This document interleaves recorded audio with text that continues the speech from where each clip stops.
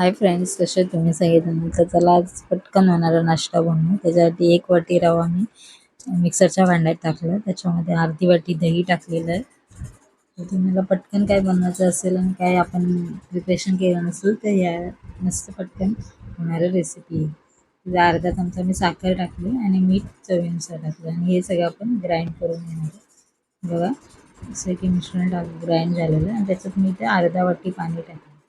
नंतर थोडं पाहिजे तर आपण पाणी ॲड करू शकतो, कारण मिश्रण कसं होतं माहिती आहे. ते परत मी थोडं मिक्सरला लावून घेतले आणि एका भांड्यात काढून घेतले, कारण रवा आहे तो कधी कधी थोडा फुलतो, मग थोडं पाणी ॲडजस्ट करावं लागतं. अशा पद्धतीने हे मिश्रण रेडी झालेलं आहे बघा मस्तपैकी.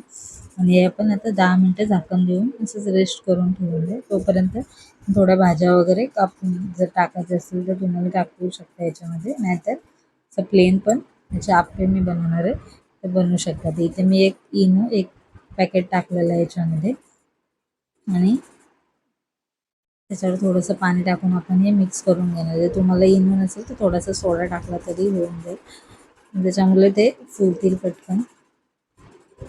ते आप्पे आपण करणार आहोत त्याच्यामुळे ते थोडेसे आतमध्ये आतून चांगले सॉफ्ट आणि मस्त वरून क्रिस्पी झाले तरच चांगले लागते. ते बघा मिश्रण आपलं मस्तपैकी फुललेलं आहे. त्याच्यामध्ये मी काही भाज्या टाकणार आहे. तुम्हाला नसेल टाकायचं तर प्लेन केलं तरी होतील. तर इथे मी कांदा टोमॅटो चिरून टाकलेला आहे, मिरची कोथिंबीर गाजर वगैरे तुम्ही टाकू शकता याच्यामध्ये. जर तुम्हाला बाकीचं काय असं गाजर शिमला मिरची वगैरे टाकायचं ते पण टाकू शकता. आणि इथे मी थोडंसं मीठ टाकलेलं आहे, कारण भाज्या पण आपण टाकल्यात म्हणून.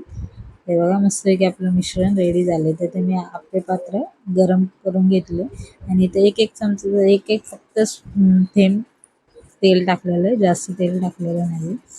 आणि याच्यामध्ये आपण हे आता मिश्रण टाकणार आहे.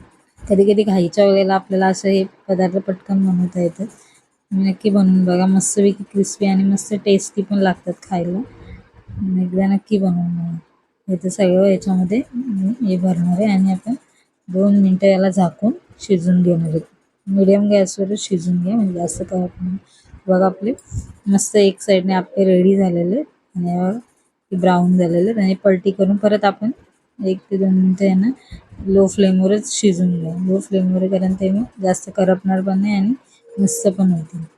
परत मी यांना 2 मिनटं शिजून घेतलेलं.